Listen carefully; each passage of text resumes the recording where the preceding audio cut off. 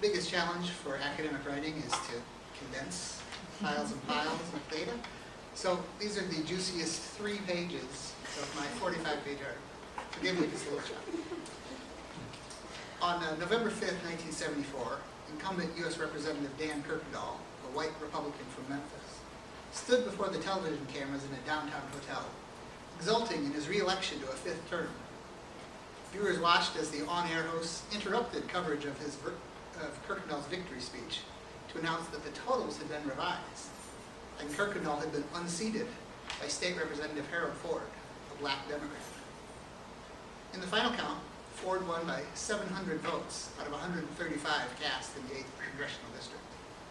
The intrigue of the night's events was only heightened when Ford revealed that 5,000 votes that had put him over the top had come out of 6 unopened ballot boxes from majority black precincts discovered by Ford's campaign staffers in the basement of the Shelby County Administrative Building. Thus it was on a night of high drama that Memphis elected the first black Tennessean ever to serve in the U.S. Congress. How could a black man be elected from a district which, for over a century, had stood as a bastion of urban segregation and white supremacy? Historical circumstances of demographic shifts, party realignment, and reapportionment made a district with a majority of Democratic voters and a near majority of black voters, which enabled a black man from Memphis to ascend to the highest level of legislative power. And Harold Ford became that man through a combination of dissatisfaction with the Republican Party, local political savvy, and shrewd rhetoric. Harold Ford was not the first black politician to sense the possibility of victory in the 8th District, but he succeeded where J.O. Patterson, the pioneering black candidate for the seat, had failed in 1972. 1974 was a good year to be challenging an incumbent Republican. Since the beginning of the Nixon administration in 1969, prices had climbed 60%, while wages had only increased 7%. And unemployment was above 5%, a rate considered appalling at the time. Particularly distressing was an embargo of oil exports, which led to shortages, rationing, and a doubling of gasoline prices. Food costs burgeoned, in part because of the Russian wheat deal, in which, during the summer of 1972, the United States sold to the Soviet Union as much wheat as was typically exported to all other countries combined.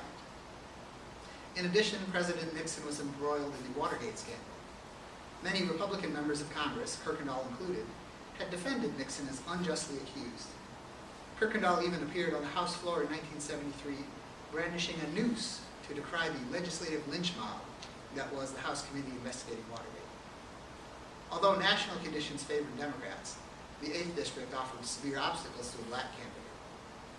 No other city had an electorate as racially polarized as Memphis. Not only did the Patterson-Kirkendall congressional race in 1972 find 90% of blacks supporting the Democrat and 90% of whites supporting the Republican, but so did the McGovern-Nixon presidential contest. Considering the challenges facing him, Ford sought to learn the lessons of Patterson's defeat. Ford would solidify the black vote, cultivate his liberal base, cleave to the Democratic Party, and woo undecided white voters. Above all, Ford needed to fight the election on the merits and demerits of Kirkendall's record. Appeals for votes on the grounds of racial justice had very little resonance for the white voters of Memphis.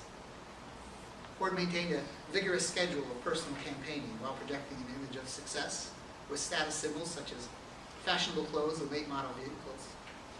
Ford put together caravans that were highly popular and effective in the black community. A dozen vehicles would wind slowly through residential neighborhoods, carrying campaign workers who would put up yard signs and hand out candy to kids. Harold would be there on the back of a flatbed truck, smiling and making speeches.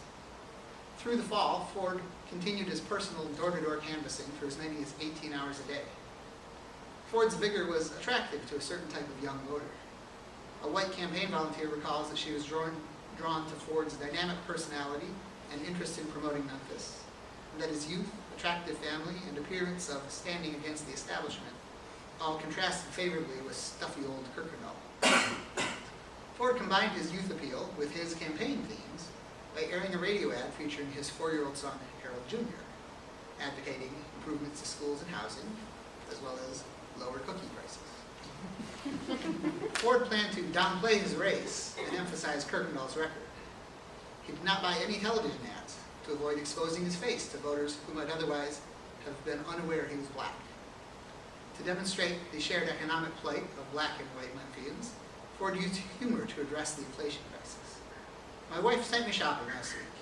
When I checked out, it came to $29. When I walked to the car, the man asked me where to put the groceries. I said, just put them in the glove compartment. Ford deliberately tried to downplay the fraught issue of busing to achieve school integration. Some of my friends are for busing, and some of my friends are against it, and I'm with my friends. But most of his time was spent attacking Kirkendall's record. Referring to himself in the third person, as he frequently did, the candidate declared, Harold Ford will be a congressman to represent the needs of all the people of the 8th Congressional District, whether they be black, white, rich, poor, male, or female. And to conclude, Harold Ford is going to be visible in his 8th Congressional District. You can count on that. You might not have to come see Harold. Harold might be at your doorstep.